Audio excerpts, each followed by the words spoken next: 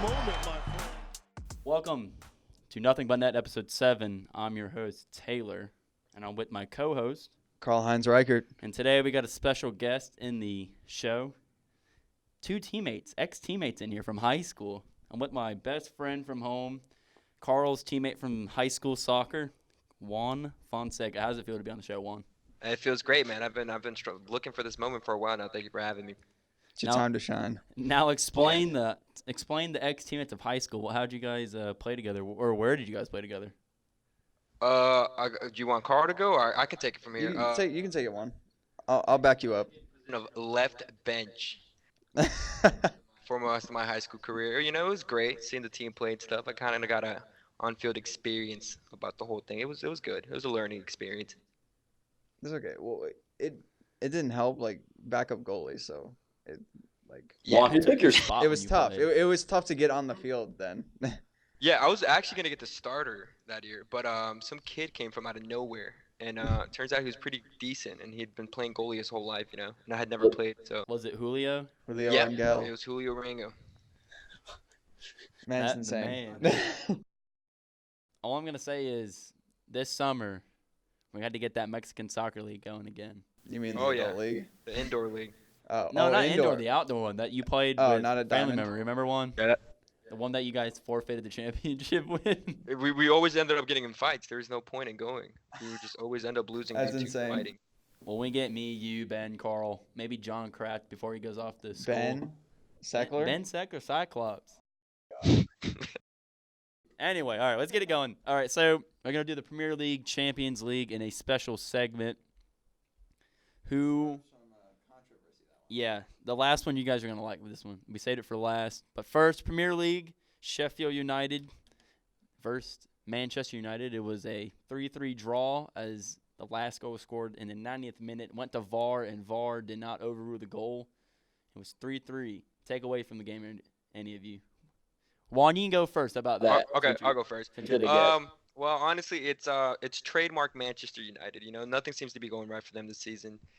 They're struggling everywhere. Defense, midfield. I guess the only thing that's kind of keeping them at bay, kind of even keeping them in the top 10, I would say, is Rashford. He always seems to kind of like save them towards the end there.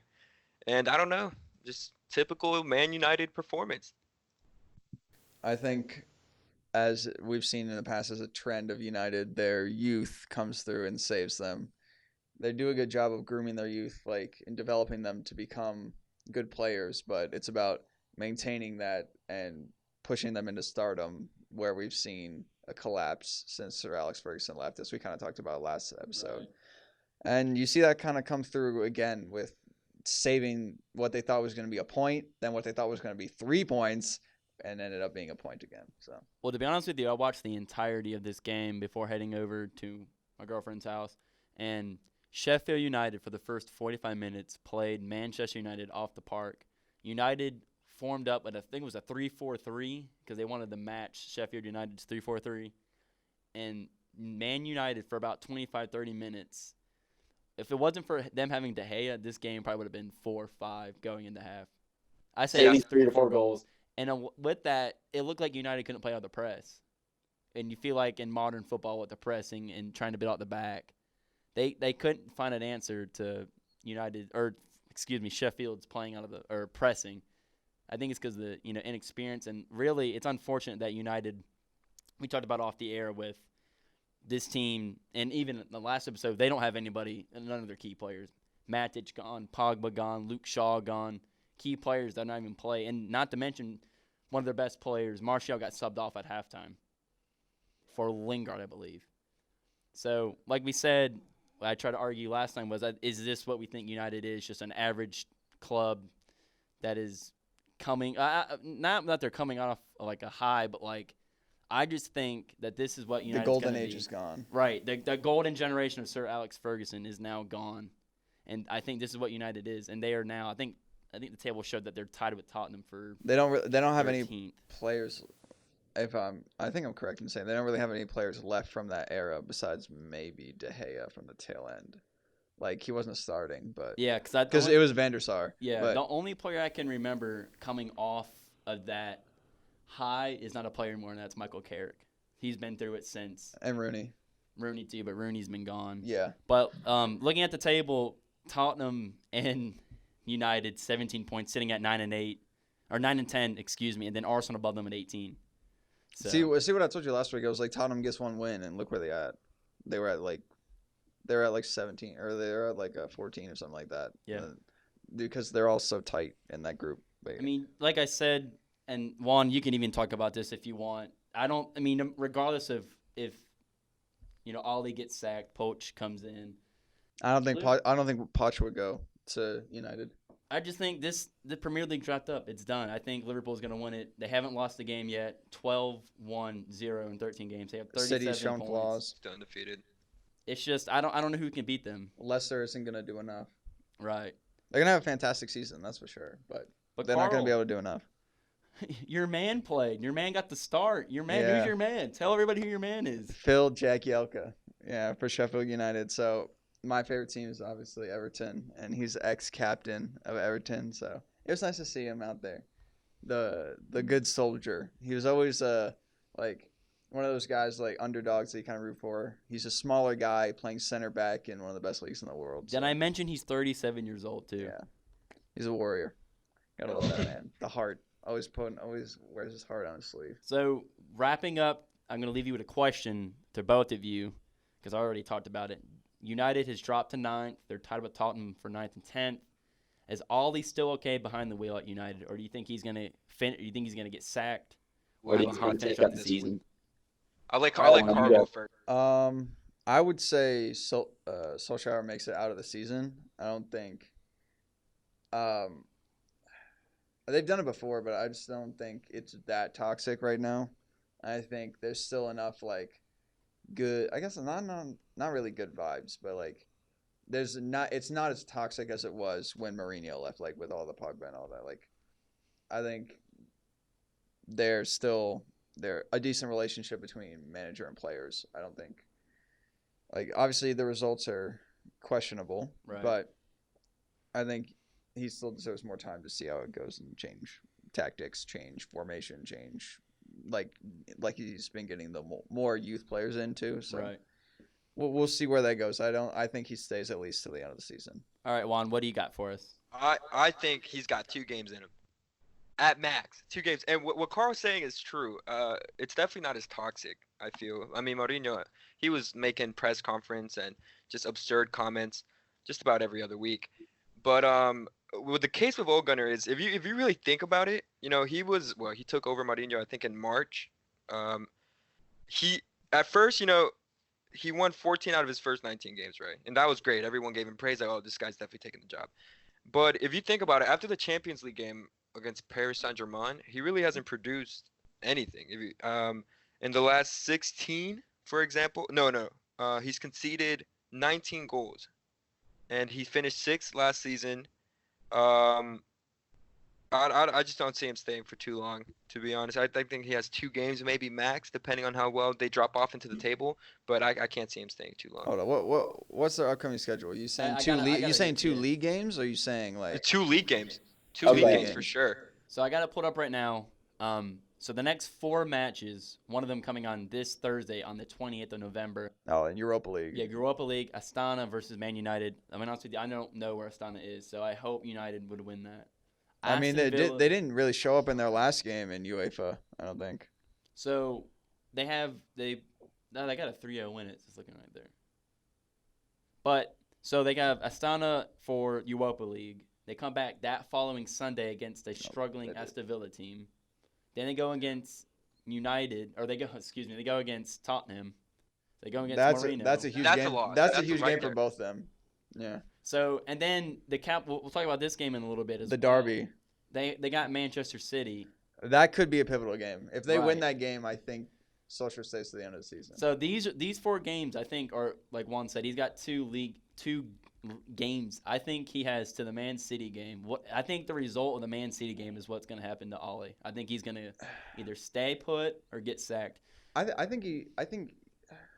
Because man. realistically, the best thing he can go here is what? Out of the 4, like 3-0-1 Maybe. or 2-0-2 or 2-2. I think he at least makes it to the winter break. Like, right? Yeah, I can see that. But I don't know. Because that Man City game. It could be tough. You never Manchester know. derby. There's so many things that could happen too. Right.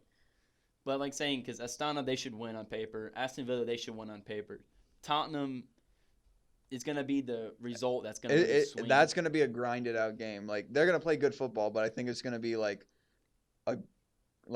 just one of those like gritty, like not pretty goals. One of those sweaty goals that will win the game or like get a result like a tie out of the game. So those two teams are looking for a Europa entry. So that's definitely going to be a. At this point, they're just looking for a result. Right. To move up. So, like you said, if we go off, so if Tottenham they draw, and then you go into the Manchester Derby, and they lose that. Let's say it's humiliating. Let's say, what if it's like a 2-1? Do you still think he's safe if he gets a result against Astana? If they look decent, I think yeah. But if they get trashed by City, now like absolutely thrashed. I'm gonna say this real quick. So I'm gonna throw away the Astana game and Aston Villa. They should win that on paper, like easily. If they don't, that's rough. Right. So that Tottenham and Man City game, that's going to be the boiling pot or the boiling point for Ollie. If he can get a result against Tottenham and if he can get a result against City. Because Manchester has been blue for quite some time now, in my opinion. Yeah, that would be facts. So I mean, if you really want to go back, like pretty much the turning point was Aguero. That was pretty much it. That's really what got me into Premier League was hearing that call. That call is amazing. But yeah. So staying here with Manchester City, they beat Chelsea 2-1. They got goals from Kevin De Bruyne, Mahrez. Thoughts on the match? You want to take this one first, Juan? Yeah, I'll go first. That was a really good match. I feel like in the first half, Chelsea was dominating that game, and then towards the second half, Pep did his magic like always, and he was really turned that game around. And I mean, it wasn't even a competition in that second half. I mean, Manchester City just completely took over. I think it just shows you. Oh, sorry, I interrupted. I'm sorry. No, you can go. But yeah, I think it was a good game and outcoached. Yeah, Ederson coming back from injury also helps. Right. I think the thing that we can walk away here saying, and like we said earlier, that the Premier League's basically wrapped up. Chelsea still remains in the top four after that performance. And so Man City jumps to third. They're only behind Leicester by 1 point. So even though Chelsea lost, I think just the drop-off from, the top. So they're basically lost. So from 4 to 5 is 26 points for Chelsea. 5, it's Wolves with 19 points. So basically this is looking like the top four is going to be basically locked. Would you guys agree with that? With Liverpool, Leicester, Manchester City, and then Chelsea. You think that's going to be anyway? It's still going to be those 4 teams, regardless of the finish. Besides Liverpool, obviously winning it. Yes, I agree with that. Yeah. I think another. Hold up, I just want to go back down the game, touch on the game for a little bit. I think the way,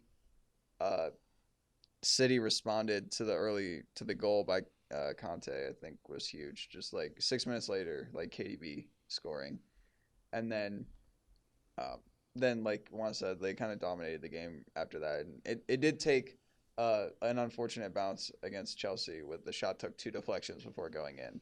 Right. But I think they definitely deserved the 3 points. I only said one thing on it, so I wanted to say just a little bit extra. We're staying here because now we're coming full circle with the United Man City. I told you wait for later. So after the game or during the game, Aguero gets subbed off with a thigh injury and he will miss a couple of weeks.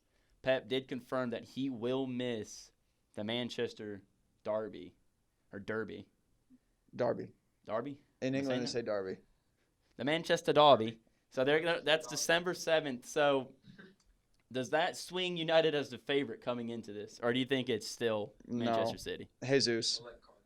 Gabriel Jesus. How Gabriel Jesus just steps in. I really don't like obviously he's not Aguero, right? But he's a top quality player. I would say him and Rashford are like you can kind of throw stones. Like it's really just whoever you fancy more. I think they're pretty even. Juan, you got to take on it. Yeah, I think Manchester City's going to win this one easy.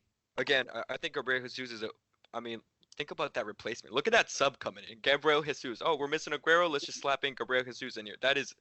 He's a world-class player. I think they'll be fine there. I mean, also they're playing at home. You know, that's big. They're playing at the Etihad Stadium. And I don't know, Manchester City's scoring at a ridiculous clip. I feel like most of their games they're blowing past opponents like 2, 3 goals.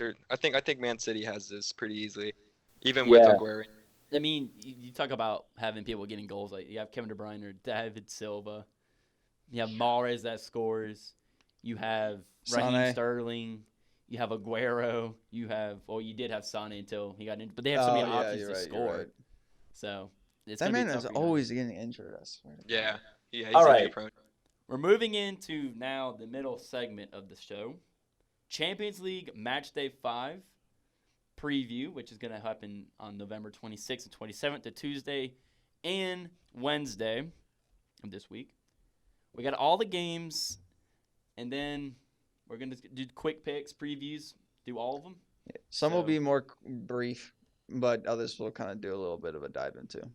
All right. So, Juan, Carl, let's get into it. The first match I have is Lokomotiv Moscow versus Bayern Leverkusen. Who do you guys got? I guess Carl or Juan, whoever wants to go first. I'll take it. I'll take it from the top.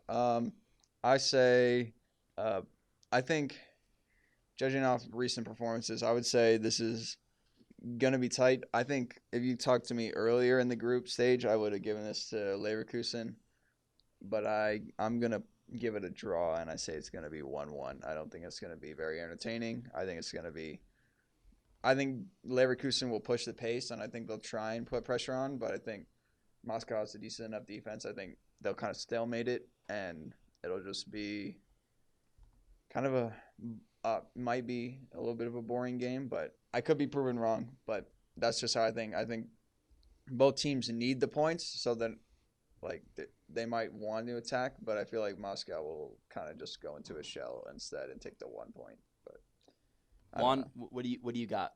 Yeah, that was a hot take by Carl there. I have to agree with him there. I feel like this is going to be a pretty boring game. Well, not boring, just it's going to be, they're not going to give enough space. They're not going to give that extra inch. So I think it's going to be tied. I say 0-0 for that one. Oh, that's even more of a stinker. Watching 90 minutes of football, Champions League, you walk away with a 0-0. You just wish you had your 90 minutes back. I'm not gonna follow you guys. I'm gonna go Bayern Leverkusen winning this 2-1, 2-0. I don't see there being much scoring. I don't know. Lokomotiv Moscow, they put an easy goal on Juventus, and then Dybala saves the day and saves 3 points. I mean, it shows you how good their defense was. They literally, until that breakdown, like Right. Yeah. Just like Sheffield United breaking down United. All right, next game. Club Brugge versus Galatasaray. Who do you guys have?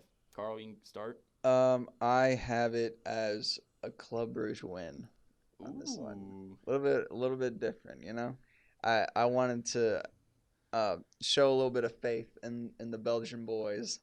I think it's another type of grinded out game. I think that's their style. They hit you on the counter, play decent defense. I think their goalie's definitely going to have to come up with a few spectacular saves. I think Galatasaray has a good offense. I wouldn't say amazing, but I definitely think, in my mind, I say Club Brugge gets, in what most people's eyes would say an upset, and I say 2-1. Juan?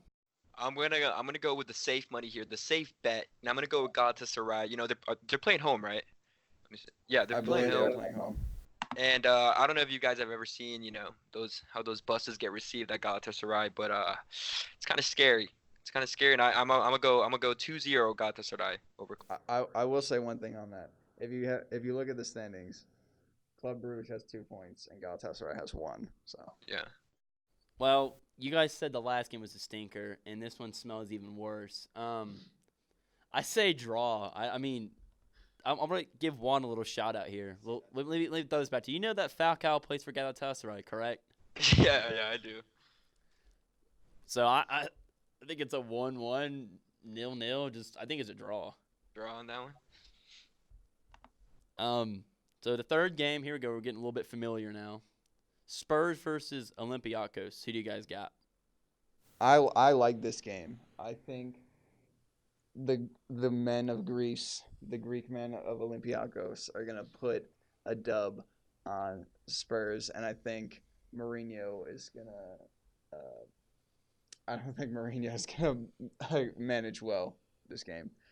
Maybe he does come out and put a little spark under Spurs and they get a win, but in my eyes, I see Tottenham as just too up and down, too unpredictable, and I like the way Olympiacos has played in Champions League, especially I think it was last game or 2 games ago against Bayern.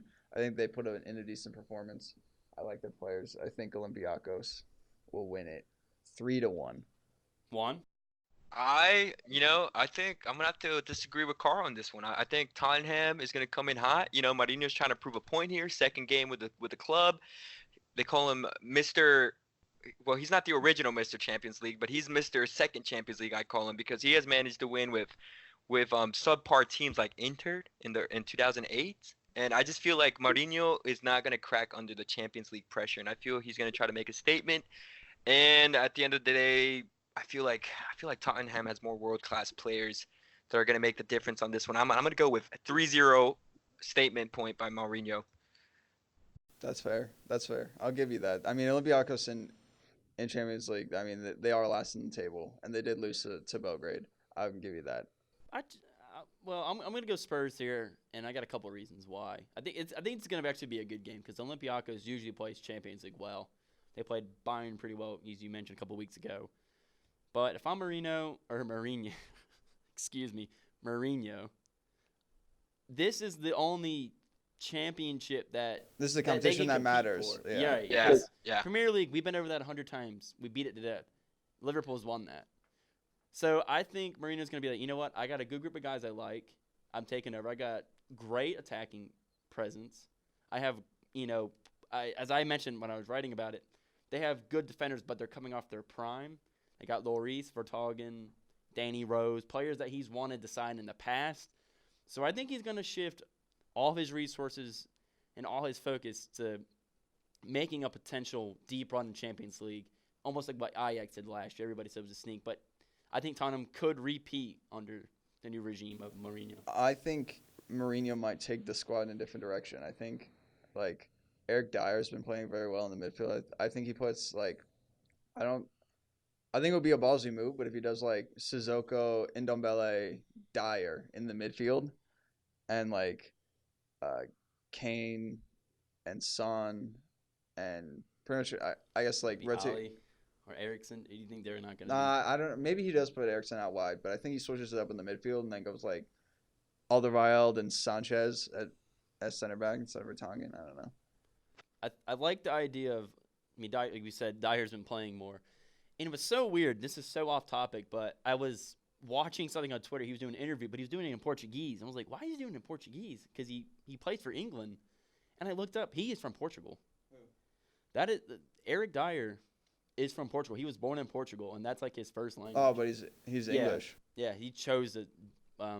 That's crazy. Yeah, I did not know that because you look at him and I'm like, it just looks English, right? But I like going back to one of Juan's points about the Inter team. Dyer could be one of those guys where you let Danny Rose go up and attack more, and he covers the mid and then he covers that flank just in case Eric Dyer's not going to be up front attacking. I don't believe because that's he's a DM for sure. Right. So he can cover that flank, let Danny Rose, move up, and whoever wants to play at the left back position, or if you want to move up the right back position as well.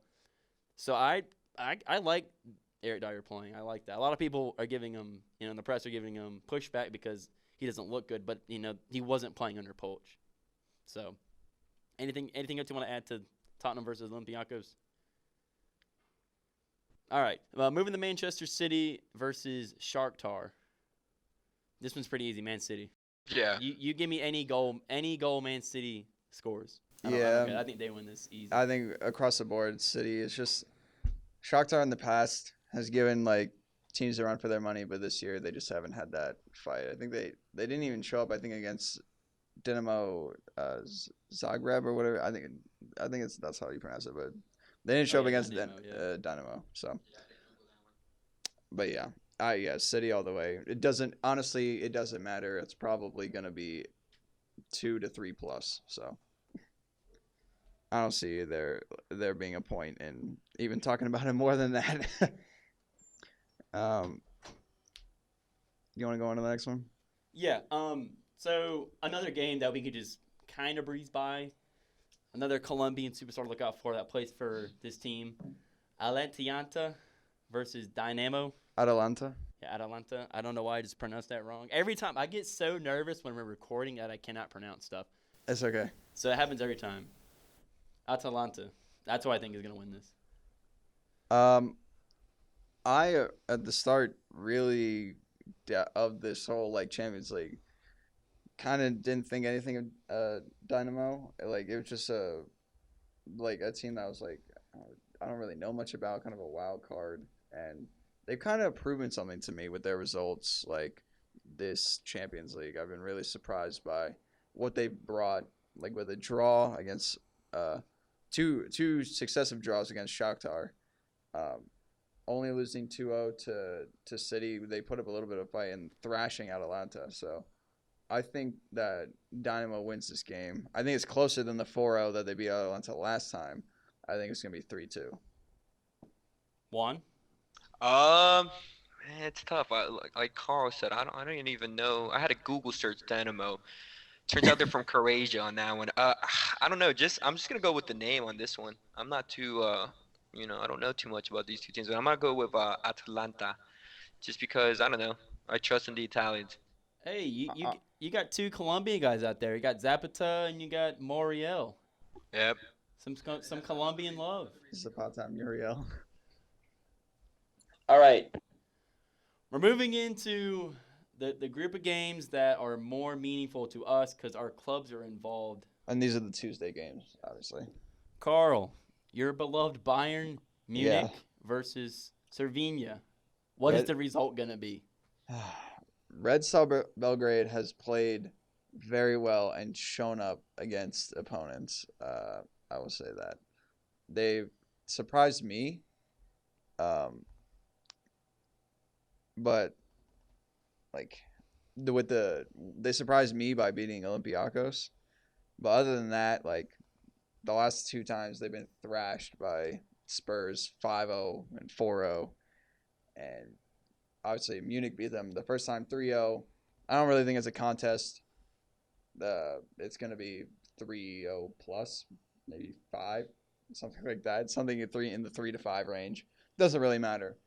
My prediction actually for this game is that Lewandowski gets a hat trick. Juan? That another hot take by Carl. I agree with him 100% on this. I smell the high 5 coming through. I smell 5 goals coming through on this one. Yeah. Pencil me in for Bayern. Whatever the bet is, I'll take it. Bayern Munich.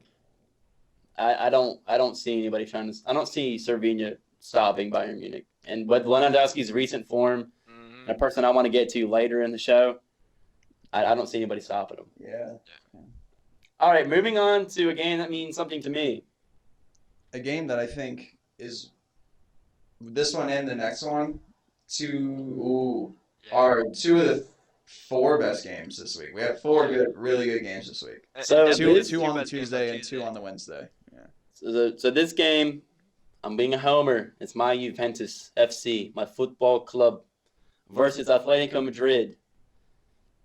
I'm saying this is going to be a hard one. This is going to go down to probably the 80th, 90th minute.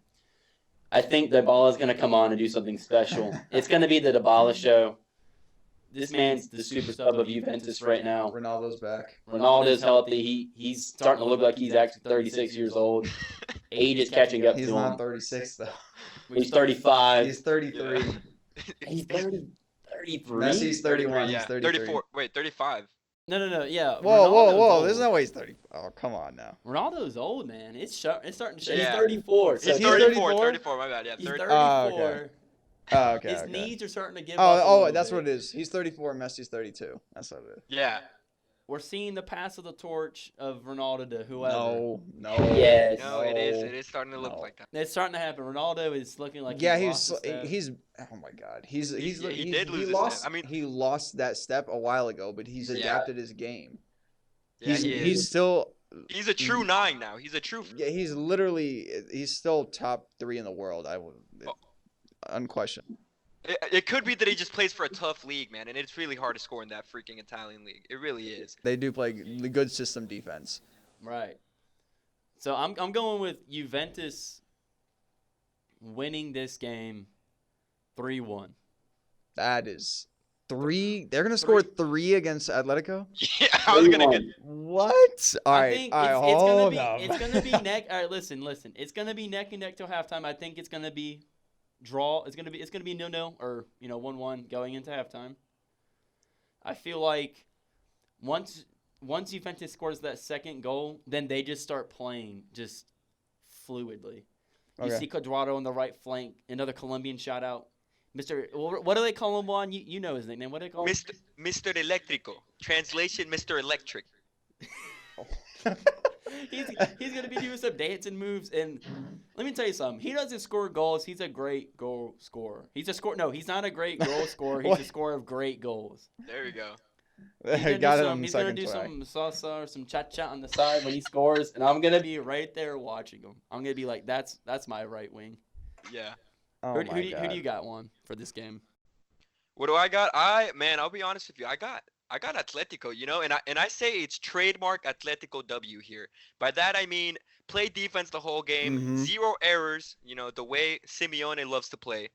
And then a set piece or a corner, or they just manage to get that freaking goal, whether it be in the first half or a minute 80. And I feel like Atletico is going to win this 1-0. Trademark Atletico, trademark Simeone. I kind of agree with you, but I think Madrid does go. I think they go up 1-0. They're playing their defense, but I think well, I don't know obviously what the starting lineup's going to be at this point, Right. but I think if I had to guess, I'm going to say they sub on Ronaldo and he ties it and they go 1-1. So you think Dybala gets the start then, and he comes off for Ronaldo? Yeah, I mean, obviously Ronaldo's one of the best players in the world, and coming off injury, Ever. he could start. Yeah. He could start in the lineup if he wanted to. Right. But if they were playing it cautious, then they sub him on and he scores. Either way, if he's gonna play. I don't see a way that he doesn't play in this game. It's very important. So I say whether he's starting in the starting 11 or he comes off the bench, he's scoring late and tying the game 1-1. Can I drop like a little cold take here? I'm calling it a little Cold wave take, because this might go into a tsunami take in a couple years or in the next couple months. I think Ronaldo's going to be on his way out after this year of Juventus. Wow. Now I out say of that Juventus or just like he's out of Juventus. He's going to go somewhere else. I feel like the way Juventus is medical team and Sarri going against Ronaldo, and you know who Ronaldo is, the ego and him wanting to succeed. He hasn't had success at Juventus yet in Champions League, and that's really what I think Ronaldo's main focus is, Champions League, and I think it's always going to be his focus until he hangs it up. This whole injury scandal, then him putting a hat trick up in international play, his 9th international hat trick, by the way, just that to me does not seem like something that just goes away. And I feel like once that threshold starts to crack and open, there's no coming back from that, no turning. So I can see, as much as I like Ronaldo and as much as I love Juventus, I think that Cristiano Ronaldo in a year or two will be out of Juventus. And I think that Juventus is starting to see what it's like to play with somebody like him, and how almost like I don't know how to describe it. It's not the ego, but like it's like I don't know how to describe it's it. sapping. It's just an energy that Ronaldo brings. It's his Right. aura, like all of the whole package that Ronaldo is. I compare it to like LeBron. So like when LeBron starts taking over, then his people come. So I feel like I'm not saying Ronaldo has people that come and take over Juventus, because they're not. But gonna his do team that. kind of revolves around him. Right. It's like, hey, I'm Ronaldo. I don't care how old Juventus club is. Hey, they might be my childhood club, but like I'm still Ronaldo, and you're gonna focus around me. And this whole injury scandal over the international break does not settle with me. So I'm gonna leave it there. But with that being said, what do you think he's going? I mean, it's Cristiano Ronaldo. I mean, He wants to win a Champions. right. He would take him at this age, and pay the money that he's asking for. I think he goes to one more team after Juve, and then I think he goes back to Sporting Lisbon. Ooh. Wow. I never thought about that. That's actually a good point. So he Sporting. goes Portugal, England, Spain. He's I mean, you can't say he dominated Portugal because he was gone at 18. Yeah. But I mean, I'd still, looking back at it, and if he leaves at the end of this year, he still had success. But he was with the Juventus, so that might be a little asterisk because Juventus is always favored. But into this year, it's been neck to neck with Inter, I believe. That's second on the table, or Napoli. No, not Napoli. Anyway, but I don't know who's going to take him. I don't know because I haven't really thought about that. But I just think like he is going to go, and I don't know. I mean, he's not going to MLS. He's still got a lot left in the tank, I believe. I don't think he'll be in the MLS until he's 40 plus. Yeah, I don't think he may not even go ever. Maybe. That's what I'm saying. That's why I said the Sporting thing. I think that's more favorable for him than the United States. Just like what I've go back home. And where it all started, kind of thing. Right. Kind of a full circle moment. Win the league with Sporting because it's Sporting and Benfica and Porto. Porto, yeah, Porto's are strong. Yeah, I mean, I guess we could even say maybe he goes to a German club. Maybe. No, you don't think so? He doesn't fit in German football. I don't think German football will accept him. I will accept your take on that. You would know more about German football than I would. All right. I don't think any team would take him. I don't think Leipzig, I don't think Dortmund, I don't think Bayern would take him, and those are the only 3 teams he'd want to go to. Well, if I have Robert Lewandowski, my man, I wouldn't take him either. I'd take Lewandowski over Ronaldo. Yeah. Right now, yeah. Okay. Enough of that. Enough of Ronaldo talking Juventus. Now. Last game Tuesday, probably the headline game, a game that Juan will be watching wherever he is, and wherever Carl and I will be at. It was a dramatic game the first time. These two have a little history the last couple years, even with Ronaldo being at Real Madrid. But it is, I just teased it, Real Madrid versus PSG. I'm going with PSG 3-1 against Madrid. Carl, who do you got? Madrid has picked up form a little bit. They've been playing a little bit better. It's not like it doesn't seem as shambolic as it did back when they first played. But I think PSG goes and stomps them. I say they win 4-1. An absolute thrashing.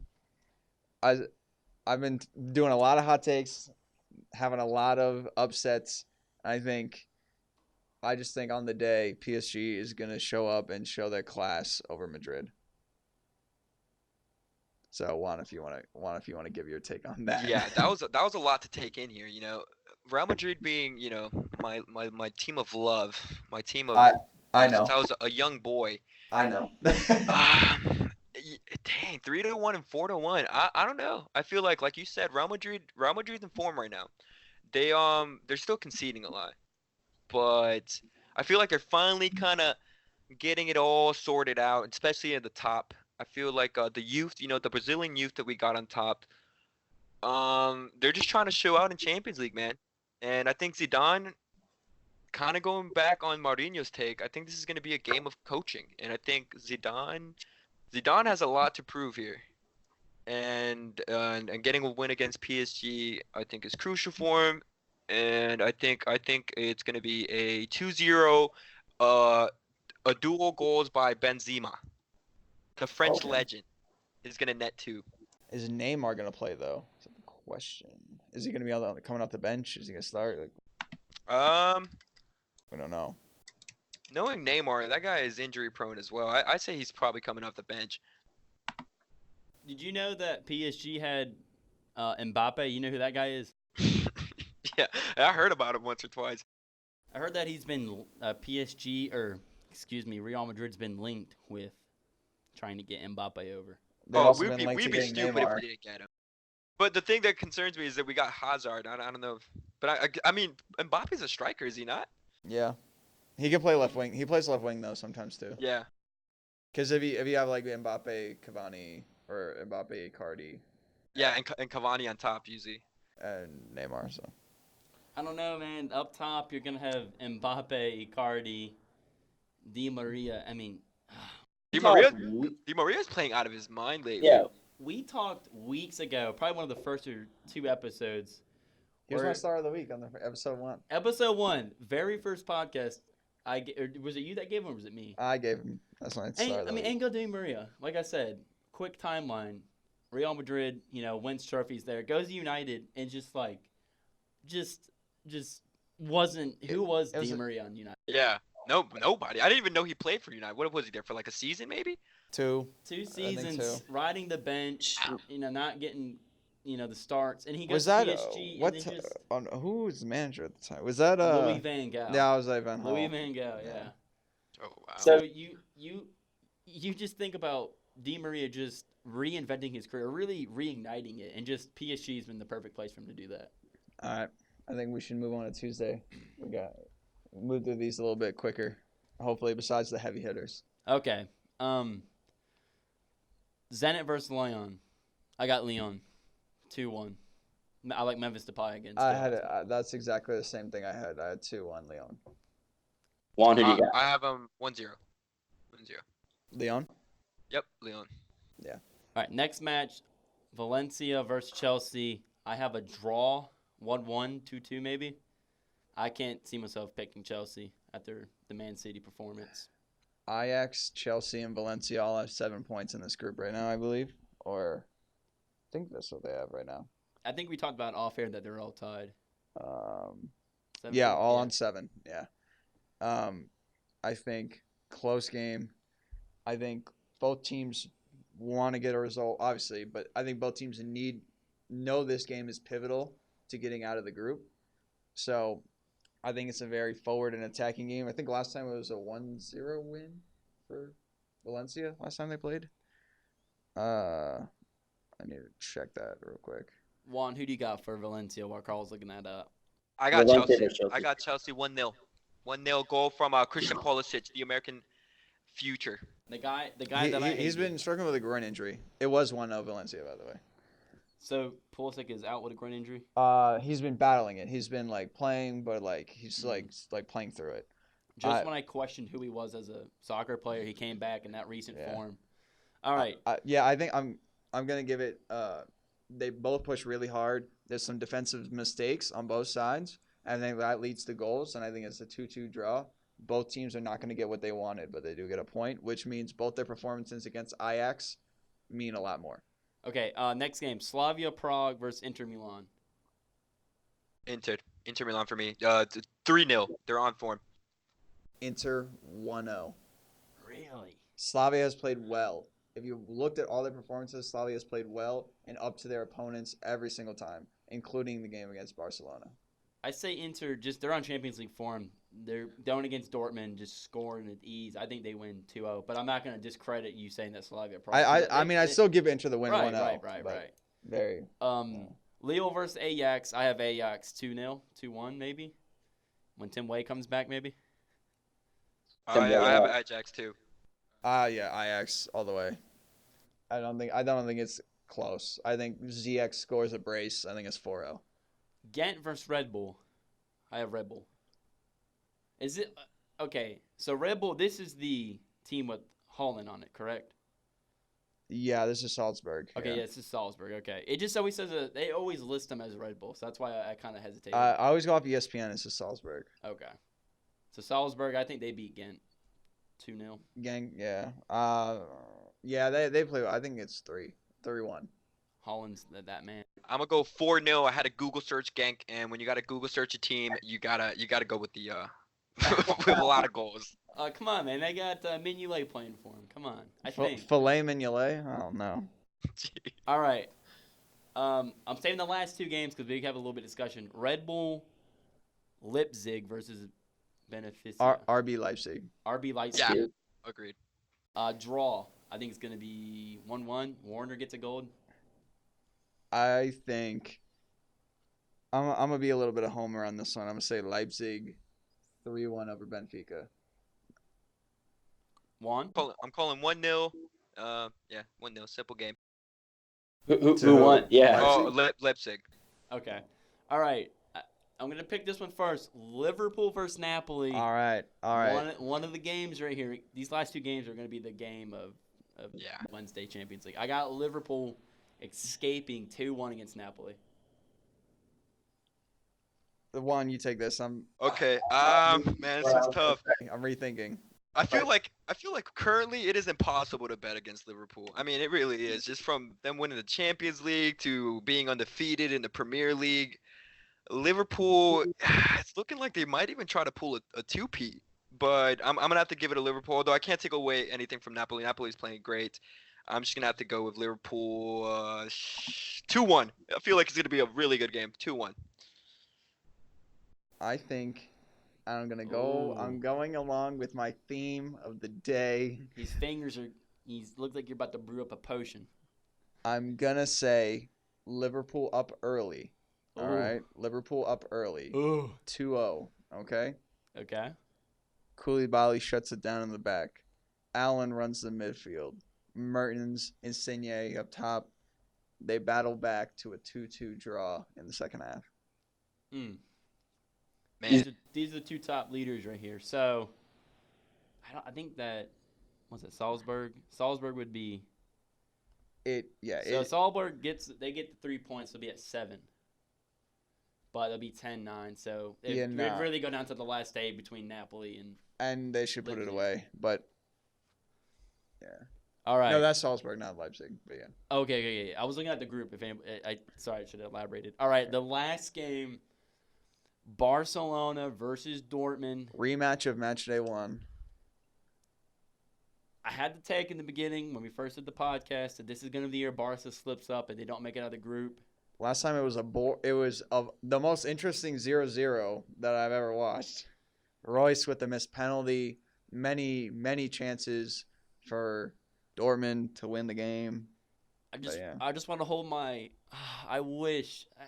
I just want to see because Barca right now is not playing well at all. In league, it's just been Messi. He's been carrying them, and that team. And when he was bad. injured, it was on the rocks. Right.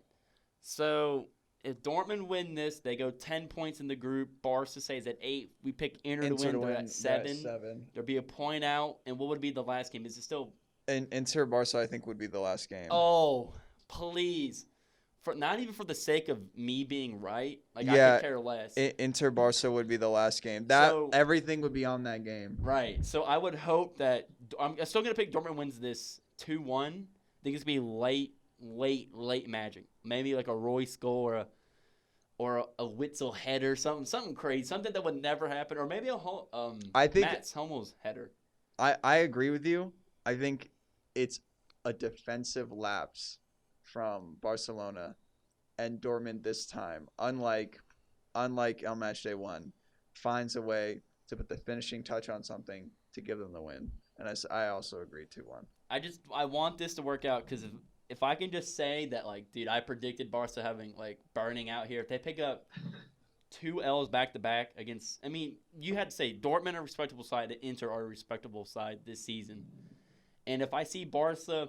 If Inter, like we said, if they beat Slavia, they're on form right now in Champions League, and they getting in that second seed and Dortmund's 1, I think I'd be the happiest person in all of the world probably.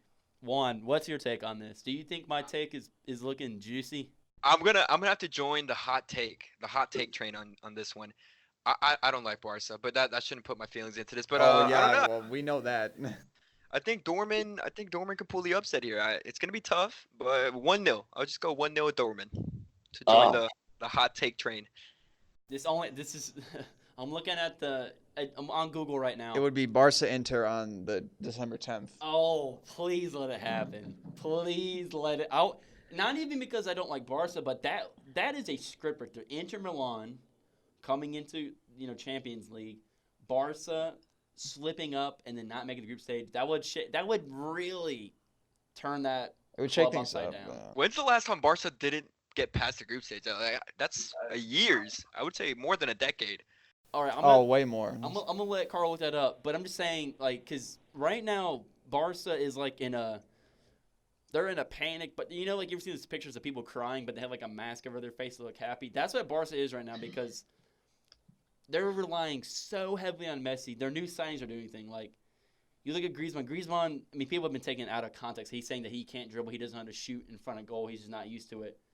A little bit of a panic move, and they have him. And then they had the 16-year-old hype train coming through. Rakitic is even playing for Barca, who has been one of the key guys that's, was on the Tremble, or not the Tremble team. Did the 2015-16 or 14-15 Barca team that won the Champions League, did they win the Tremble that year? Yeah, they won it all.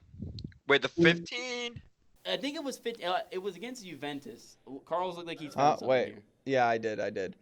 Guess what year is the last time they didn't make it out of the group stage? 1991. Yeah, that's 1990. I would say in the 98. You gave it more than they deserved. Oh, okay. 2001. They got out of Champions League in the group stage and went to the UEFA Cup and lost in the semifinal. Wow. They're I couldn't even think of. I don't even know Barca was even in the Europa ever. That's all. Yeah. Dominant the Spanish. I mean, not just the Spanish, but that's how dominant Barca's been in just really the last 20 years. that year they finished fourth in the league. 2001. 2001. We got, since Juan's here, I had a special topic since we're talking about UEFA. Really a Champions League dominant. We're 50 minutes in right now, and I know this will probably be the longest pod we've ever done. This will. I think this discussion might is going to be take- very good. This might It take might take a 20 hot to minute. 30 minutes. Yeah. I mean, my girlfriend's behind us, and she just looked at me with, like, the worst face, like, oh, my goodness, it's 10:17. I want to go home. She's going to have to wait because this is going to be a good topic right here. Definitely, it could get heated. It's going to get heated. A lot of I Will think be maybe debate. this, looking at it, it kind of looks like we all might have the same team, but, like, There could There's be an some argument. Homer picks. There could be some. the decade's closing. Some We're gonna be sleeper picks. Yeah, 2020's coming up in the next couple of months. You know, we all made it this far. It's great. So I hope we have a great end of 2019 and have an even better 2020. Let's get on with it. Decade's closing. So I said, who is your team from the decade from 2009 to 2019? I just did the decade because we haven't done 2020 yet. So Pick your 11 of the decade. we're gonna let's do this. How should we do this? Should we start with position and then we all Yeah. name? Okay. Start from back to front. I'm gonna do back to front. Everyone did like four in the back, three in the midfield, three up top, right? Yeah. No, I was trying start to. from goalie. I was gonna see if I was gonna do a 2 or a 4-4-2 because just how the time was, but football's changed since then. So we're gonna start just from goalkeeper. We'll just do each position, and then at And the talk end, about it. yeah, Or do you, no. So just do one position and talk about it. yeah. That's what I meant. Okay. Sorry. And for the video, I'm just gonna have I'm gonna put in the video like our position, so who we think. Okay. Starting at number 1, goalkeeper. I have Casillas. Carl, who do you got? Manuel Neuer. oh, Oh, I thought we were gonna have the same keeper. I have Igor Casillas as well. I debated, but I picked my homerism over. Oh, dude. If you think about, he really broke onto the scene. It was amazing in the 2010 World Cup. That's when his the start of his peak was for me. The start of his Greatness. being the top keeper in the world, and he's maintained that up until I think about 2 to 3 years ago. So I think most of his prime has been in the 2009 to 2019 era. He's still a world-class top 5 keeper in the world.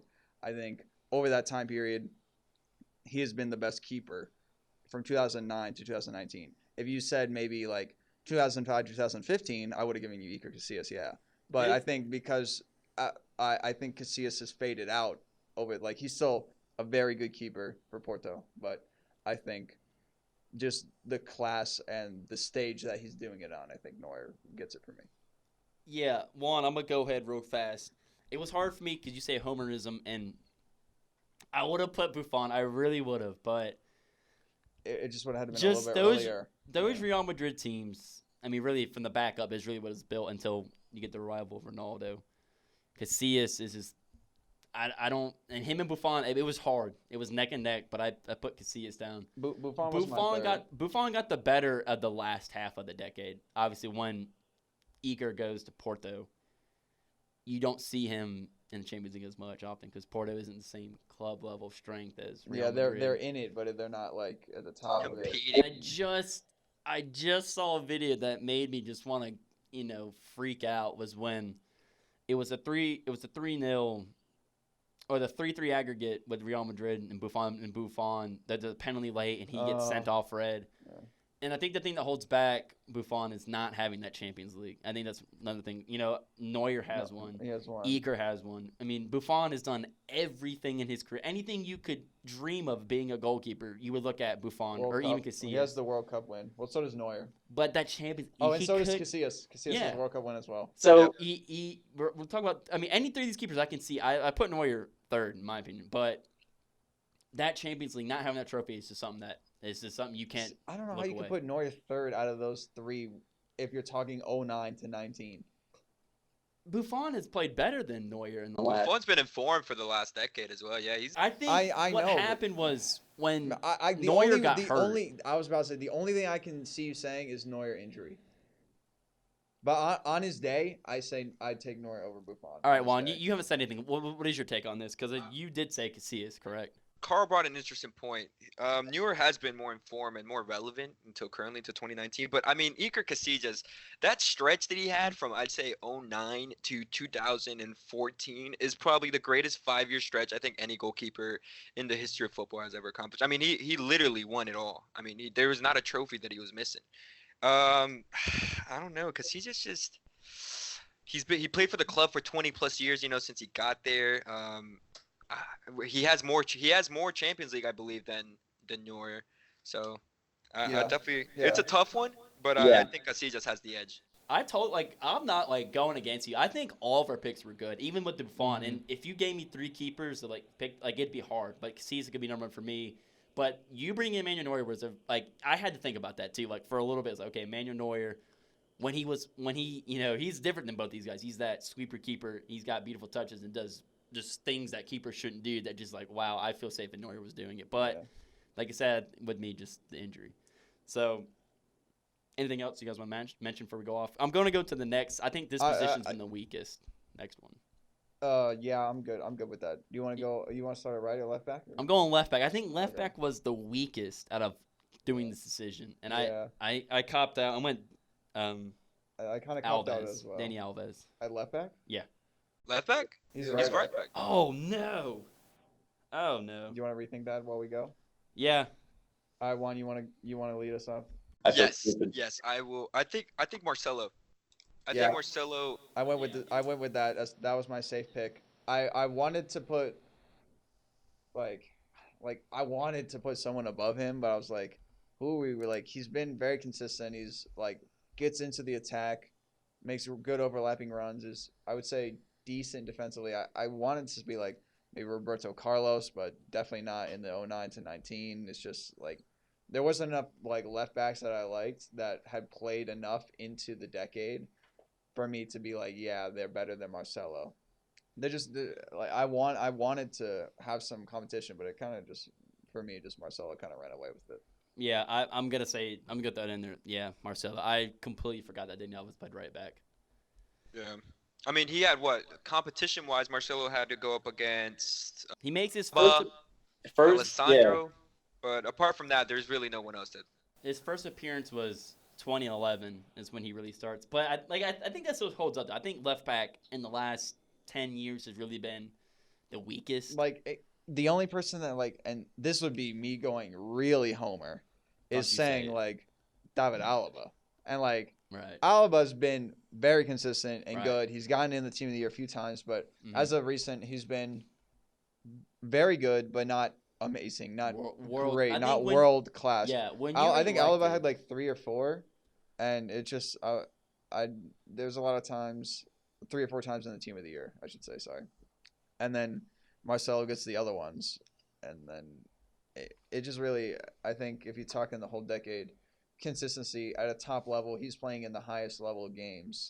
So is Alaba at Bayern, but I think Madrid overall has played more important games over that stretch of time.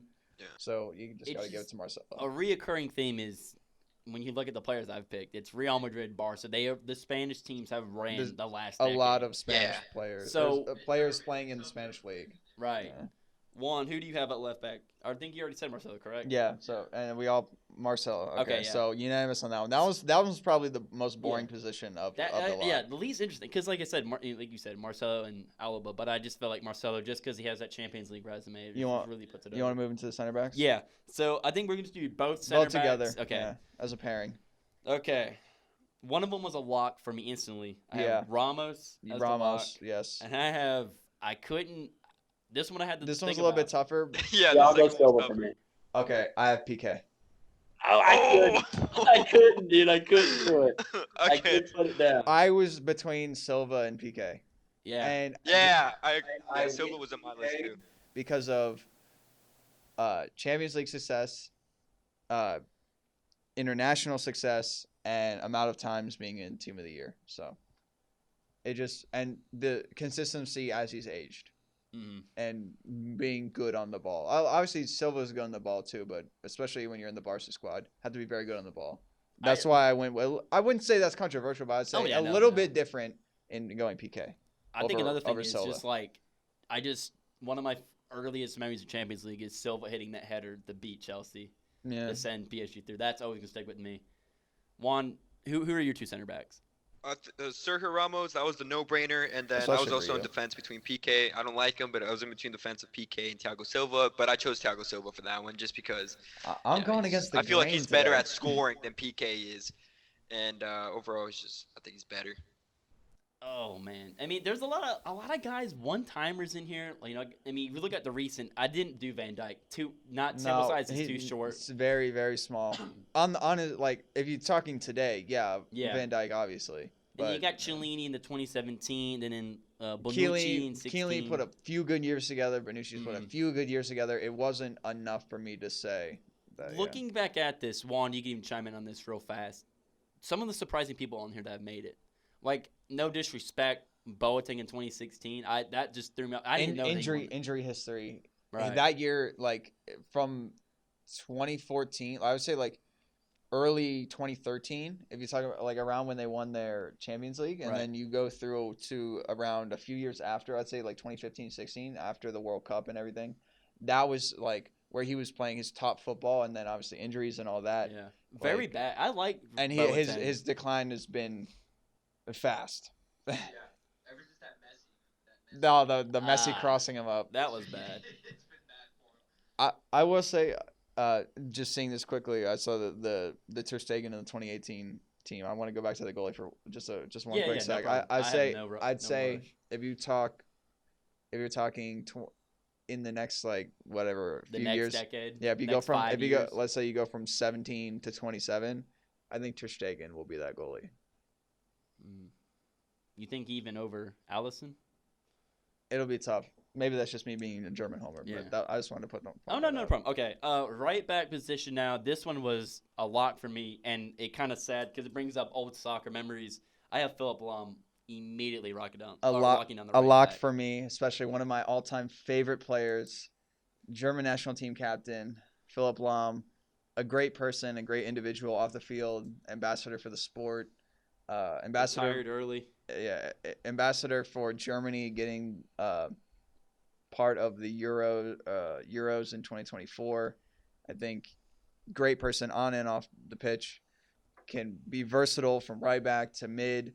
Always making the smart play, very effective. Maybe wasn't the fastest, but he was a great captain for Bayern and for the national team. Juan, who do you got that right back? I agree with you guys. Philip Lahm, he won it all, and he's just a world-class athlete and a world-class person. Philip Lahm, without a doubt. It's kind of sad that he retired so young. But I think when you get to those ages, and I've even seen Iniesta and Buffon where they've won everything, and yet like it's like, what else can I do? You know? Mm. Yeah, midfield. There was less. I think defense and goalie was where. Well, goalie there was a little bit. Right. I think defense was pretty much. Kind of set in stone. The easiest section to do of this. All right, midfield. We can go all three, if you want to do that, and take it down. Okay, this one, 2 were locked. 1 was I couldn't. I just put somebody down. Honestly, Yeah, there we had incredible midfielders this decade. So the two lock I have is Xavi and Iniesta are the locks for me. Which Xavi though? Um, Alonso or from No, Barca? no. That's Xabi. No, No, Xavi that's Hernandez. Xabi Alonso. Okay, Hernandez. oh, I say Xavi. Yeah, Xabi. Yeah, Xavi from Barca, and then I put third Toni Kroos. I didn't even put That's a hot those. take. That is a hot take. I That is a I very couldn't hot look at take. him else to put in there. I think he's too a diva-ish. I just think over the last, he's been really just a He has been great very player solid. for Real Madrid in the last couple of years. Yeah, he's quiet, but he's effective. Him, but I didn't think over the 09 to 19. Yeah. Yeah. That's what got me.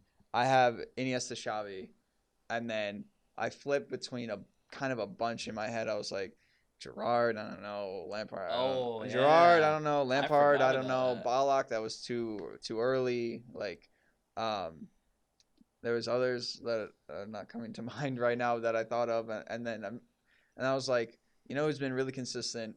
Maybe not since maybe 09, but I think very consistent and only recently been given that recognition that of the class midfielder he is, and I would say Luka Modric. I was on the fence about that too. Yeah. He's a world class. So I went all Spanish, well all La Liga midfield. Juan, who do you have in the midfield? Yeah, I went with all Spaniards as well. I went with Xavi, Iniesta, and the Real Madrid Xabi Alonso, just because he won it all. I mean, and people forget, Xabi Alonso, he wasn't just a great passer. I mean, he was a brick wall back there. I mean, he had the same defensive skill set as, I would even say, Casemiro. He was just a slower version of him, but man, Xabi Alonso, I feel like is definitely underrated, and I think he even won it in Germany. He went over there for like a year, I think. It was in Munich. Yeah, He played for Bayern, He played for Bayern. Yeah. I don't mind that pick at all, honestly. I had him in for a hot minute, and I changed it to Modric.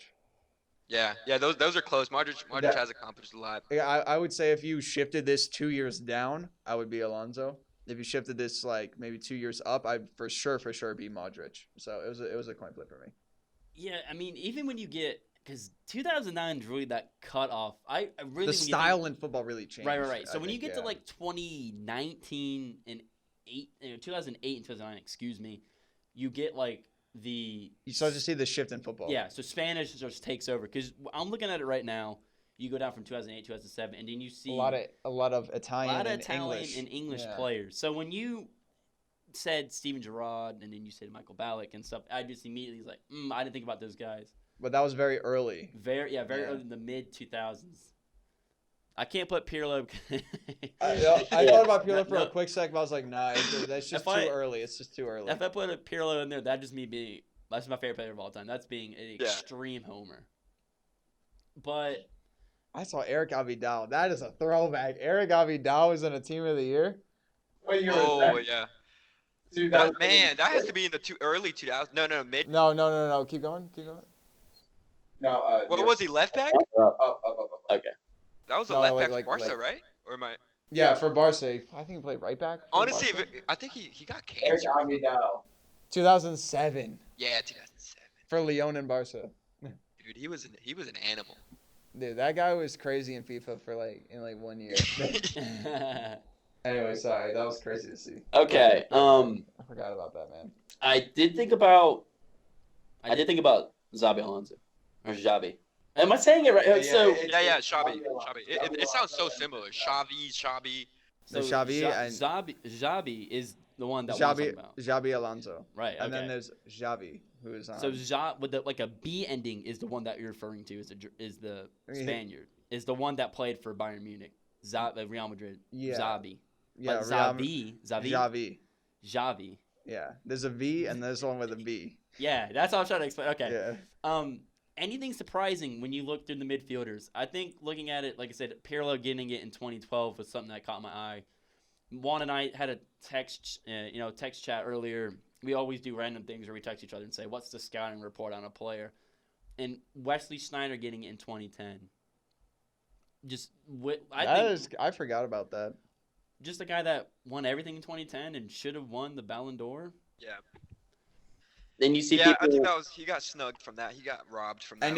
And he showed up in the World Cup with Van Persie that year too. Oh yeah. You see Ozil getting it back to back in 12 to 13, playing for Real Madrid, and that 13-year going to Arsenal. Just the downhill for him. Just. I mean, even Royce in 2013. Yeah, surprised. I was talking about that before we started. It's like, dude. There's a lot of Royce was on there. midfielders. Like that third midfield spot was really up for grabs. Right. I think I said Iniesta, And Xavi. I think that just like we had two locks and an up in the air, I think for the forwards when we get there, two locks and an up in the air. I mean, you can see that Hazard had one in 2017. It's just really interesting. Oh, that's a forward though. Yeah. KDB was midfield. You get to 2018 I and think 2017. You start and seeing Modric shit. only had 3, and I put him in. So All right. To the last 3 positions. I think the 2 locks we should just 2 locks is automatic. Wait. Yeah. The people who have dominated football for the last decade. So- We got last Lionel 2 Messi decades. on the Yeah, right like- wing. yeah, Almost, close to 2 almost decades. like the last 15 years. yeah. So you got Messi and Ronaldo, both locks. Yeah, I have Messi on the right, Ronaldo on the left. Right. Did anyone put Messi or Ronaldo as striker?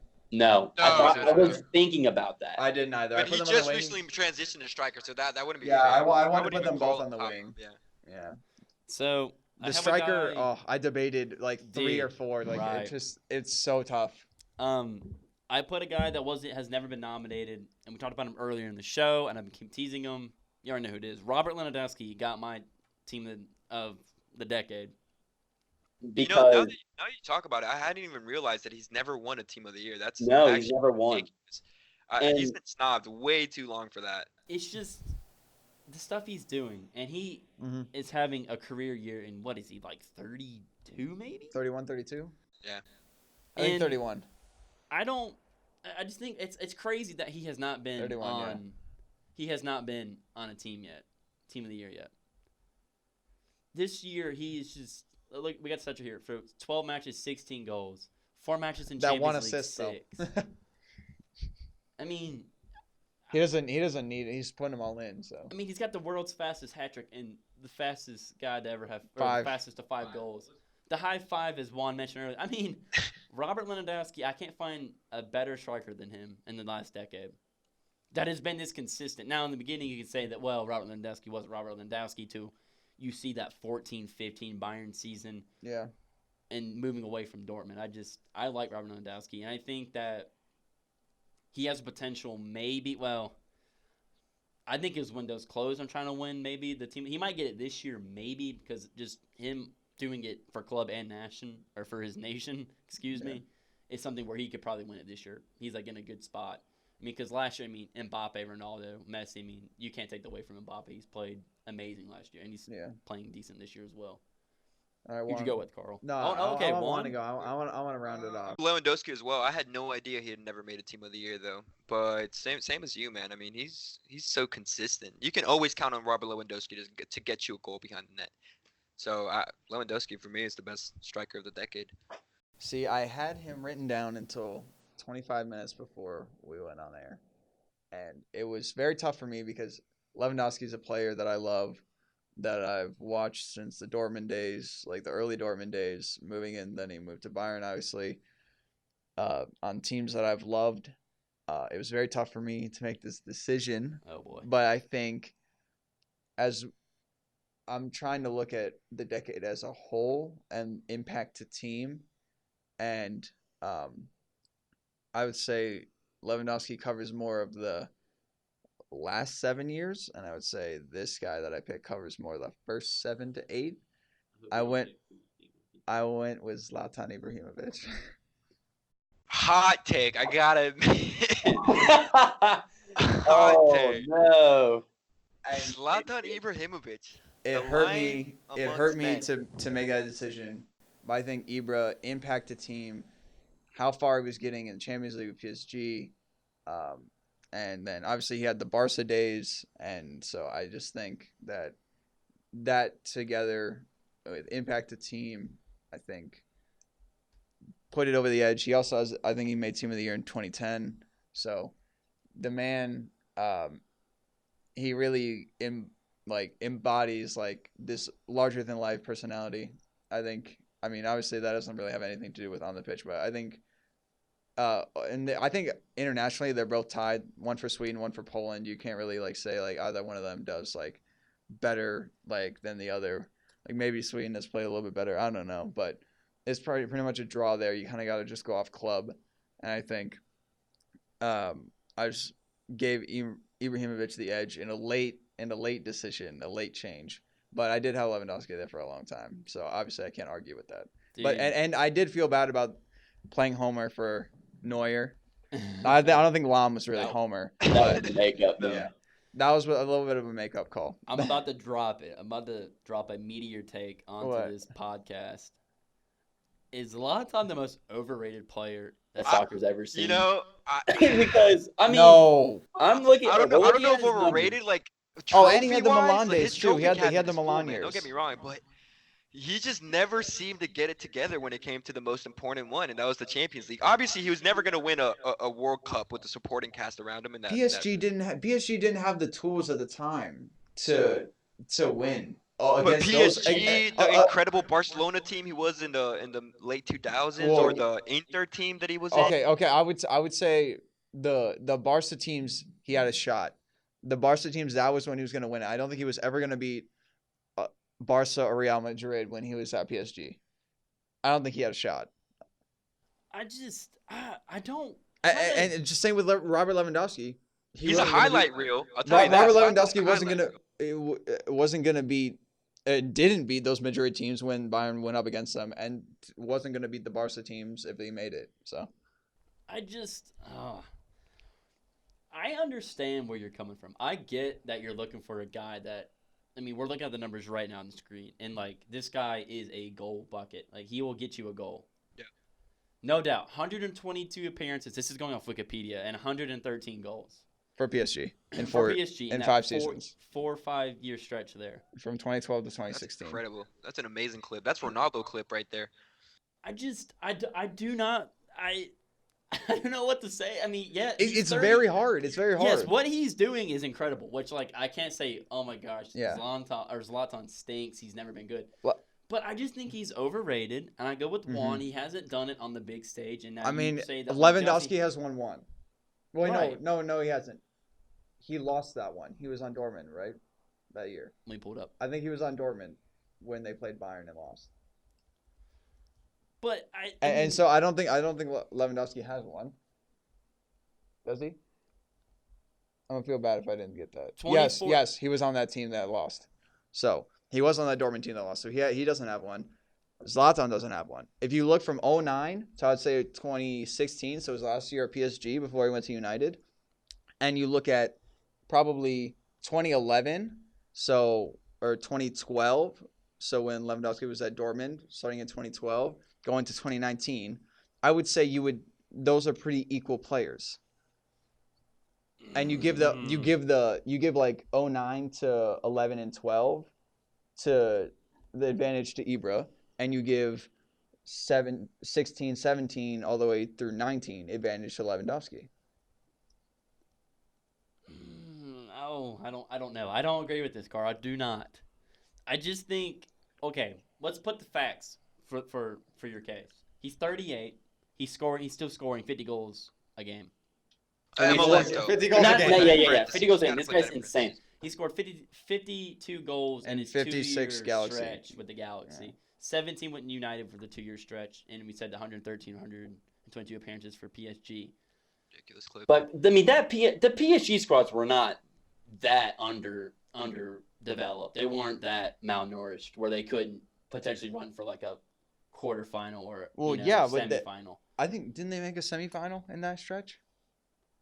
I had to pull it up, but I don't. I think they made final 8. I don't know if semi. I think it was final 8 because, like I said earlier, I think it's when they beat PSG. Here, Carl's gonna look it up for us real fast. But when you carry this ego, right? Of I know that's the whole thing. Zlatan is bigger. Nobody's bigger than Zlatan. Zlatan is the man.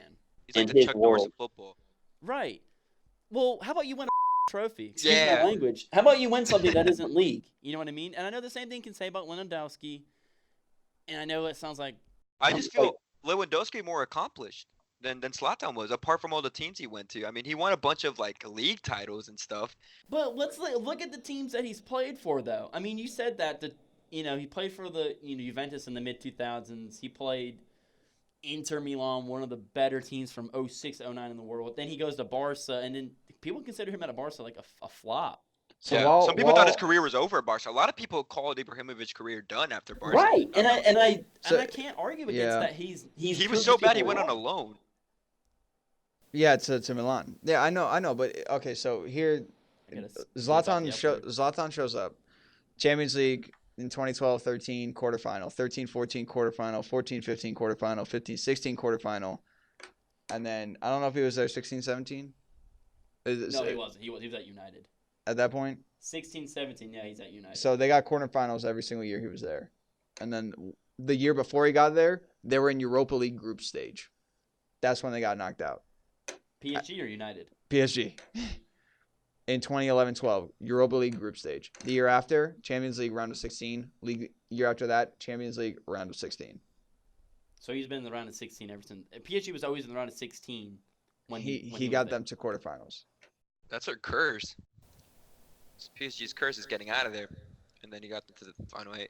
I got one for Juan before we go into the Golden Star of the Week. How about the game Brazil versus Colombia in the 2014 World Cup? What's your take on that David Luiz free kick he got? I think FIFA's corrupt a little. Nah, I'm just kidding. I'm not kidding. There is a little James corruption role, here. though. Everyone knows this, but I think our goalkeeper is mediocre at best, if I can call him Ospina. that. And I love him to death. We don't have any other options, but come on, They man. might have That's Juan a keeper's Fonseca as goal. an Like, not option. even me being a sub player at Porter Ridge would have stopped that goal from going in. And He just wasn't covering over far enough. It was not good. And then can we also not, the takeaway on Yepes, our defender at the time, our beloved dinosaur that was playing out there. He was like 42 years Dinosaur. old, and they said it wasn't a goal. They said he was offsides, but I don't know. There's a lot of controversy. Phil Jalek, how do you say it, Coral? What? boy. Phil? Oh, Jagielka? He's 37 years old. That's the dinosaur. Yeah. All right, Golden Star of the Week. Coral's got his hands up. He's ready to go. Golden Star of the Week, Carl. Who do you got? I have I guess of the day because we done two. my pods. boy, the Lego policeman, Sam Darnold. Oh, I was so lost. I was like, He just has that really square face and jaw. Yeah. I thought you were like actually referencing like a No. Lego guy. I was like, No. what? He just looks like a doofus, but yeah, had an amazing performance. I think like 210 yards, 2 touchdowns. Had an amazing play, running left, throwing back across his body.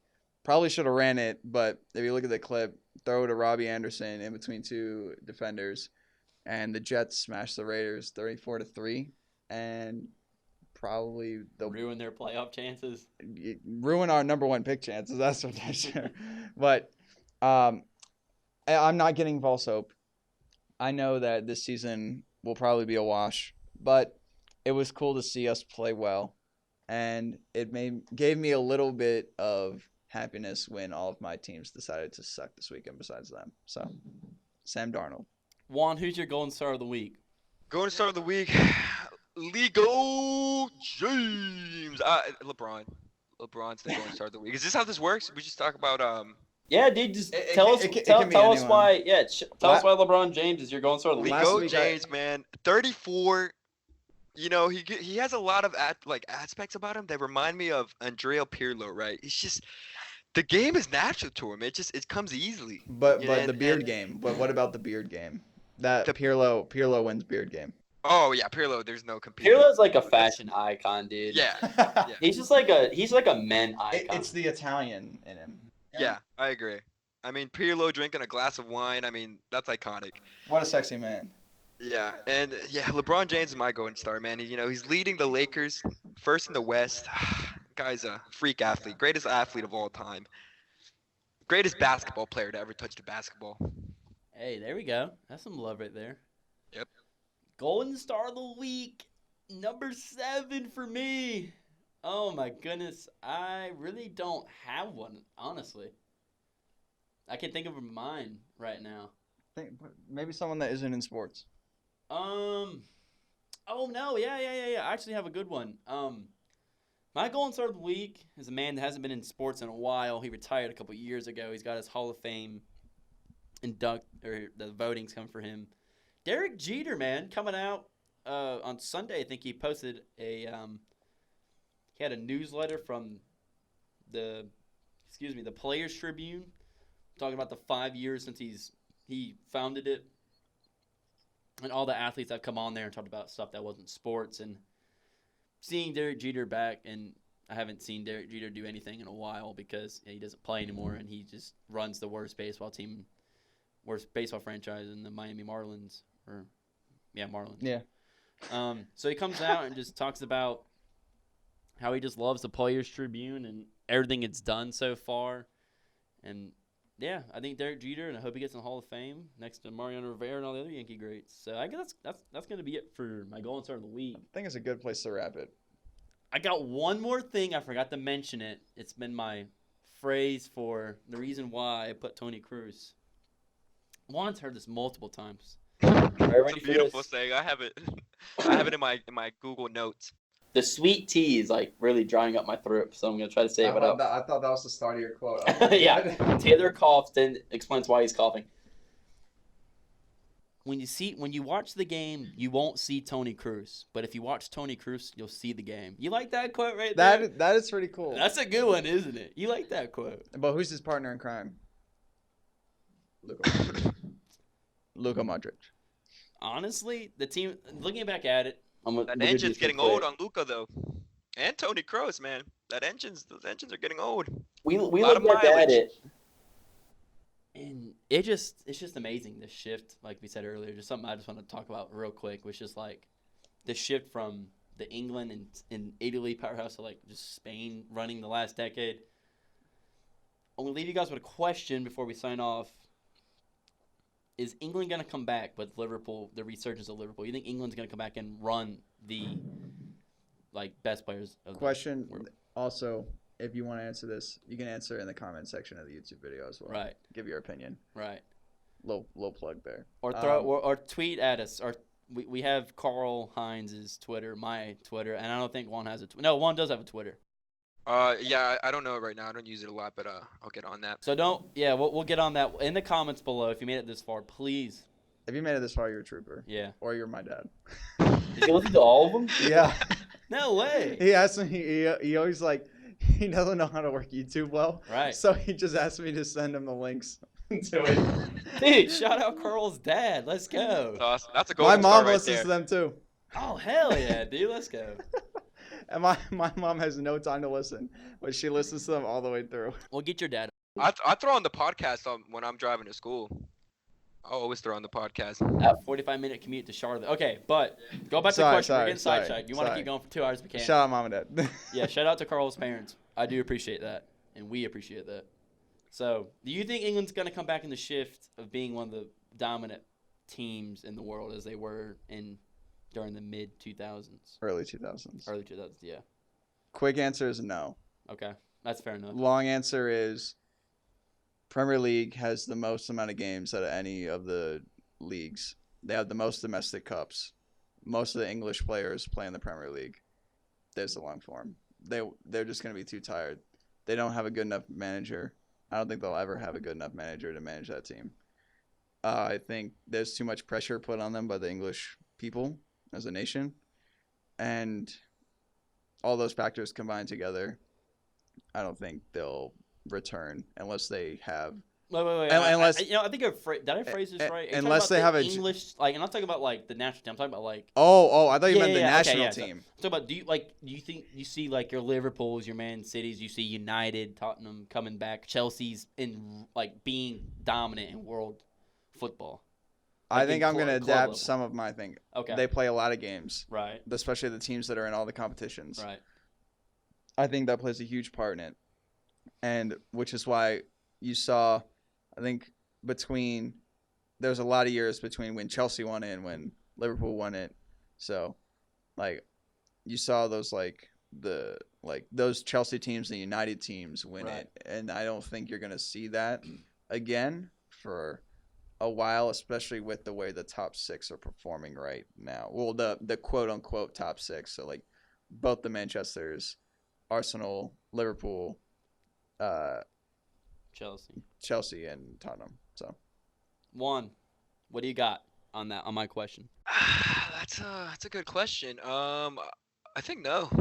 I think Carl has a great point. They do play a lot, man, and they play in so many different clubs. And the English press is just They're on them. I mean, it's rough. I mean, the Spanish press is bad. it's but the English lethal. press is probably the worst in all of Europe. I mean, a coach doesn't last 10 games. Even if he's rebuilding a team over there, the press is awful. So I think there's too much pressure. I think they play a lot. Like Carl made some great points, and I just don't. I think Spain and Germany are going to continue to dominate, and that's where the money's at. I wouldn't say Germany is dominated. When you say Germany and Spain, you're really only thinking about 4 clubs when you think about those two. Yeah. But they seem to win it when it comes to Well, Champions League. If you want to add Atletico in there. And Athletic, I agree. So 5. So 5 I guess clubs. you're gonna throw Dortmund in there, right? Well, Yeah. I threw Dortmund and I threw Munich in there. So 5 clubs is between those 2 nations, and yet they demolished what would you would say like 10. Oh no, we Awesome. lost. We lost Juan. What did we lose some power? The audio with Juan. Give us a second. Hold on. Not like this. Juan, hello. Hello. All right, talk. Hello. Can you hear me? Yeah. Okay, man, I was going in on that take too. I was feeling passionate on that one. So I don't think they're gonna be able to. And those 5 clubs seem to destroy a lot of those 4, 5, 6 clubs that the English league has. So I don't think they will. You have anything else to close with, any of you? Juan, you want to say anything else before we wrap it up? No, I think we covered it all. Carl? I think it was a great podcast. Had good chem. Yeah, I enjoyed having the 3-man on this. This was awesome. Yeah, this was interesting. Hope everyone else enjoyed. Thanks. Yeah. Thanks, Mom and Dad. Longest podcast ever. Thank you, Carl's parents. Thank you, Carl's parents. So I guess we'll have a pod coming out. Well, we have Thanksgiving break coming up. Coming up, yeah. When we So- get back, maybe. I don't know, because we're gonna have like coming up for exams and stuff like Right. that. Like we'll have 2 days in the reading day, so it might be a week and a half, 2-week break. Right. Because we just had the last one come out, and then this one should be coming out very soon. So, This one, I'm gonna try to get this one by tomorrow. so that'll be like late 2 tomorrow. So this will probably air 2 in like after 3 the days, games. or 2 in 2 days. So it would be, and decently long ones. I'd say Yeah. like a 50, and then this is like what, an hour and a half. This one's an hour and 30, so it's about 2 hours right here. Yeah, so I think that's like over like 2.5, close to 2.5 hours Yeah. of content. I think Yeah. that should be fine for the next like week and a half, 2 weeks. So Yeah, And great we'll- podcast. Shout out Juan, Carl. You guys are doing good. This is good, but I think the next thing I want to look at is Group- going to be looking back on these matches. look and setting up the final match day and closing out the group stage will be coming Right. up. So So we'll come back. Maybe Juan comes back for the closing the group stages if he wants. We'll see what our the schedule is. schedule's If you like. guys are willing to have me, man, yes. I'll be If we're back. willing. If we're willing to have you. Come on now. Well, that's going to do it for Nothing But Net, episode 7. We're 2 hours in. I think it's time to wrap it up. I'm Taylor Hudson. I'm your host. I'm saying peace, and we'll see you next time. thank you, everyone. Thank you guys for having me.